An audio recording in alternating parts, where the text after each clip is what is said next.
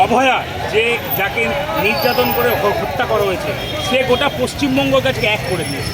আজকে শুধু ইস্টবেঙ্গল মোহনবাগান বলে নয়, যে সমস্ত ধর্ম বর্ণ নির্বিশেষে আছে সকলে একত্রিত হয়ে আজকে এই রাস্তায়।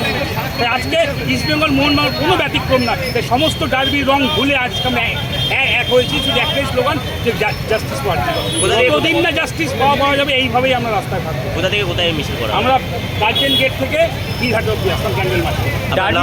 গৌরব সমাদার। ডার্বি বাতিল নিয়ে কি বলবেন? ডার্বি এটা মানে নক্কার জন্য, মানে in the history of Indian football, এই জিনিস কোনো হয়েছে কিনা সন্দেহ। আচ্ছা কী হবে আজকে ইস্টবেঙ্গল মোহনবাগানের সমর্থকদেরকে প্রিজেন্ট ভ্যানে তোলা হচ্ছে, তারা কি ক্রিমিনাল?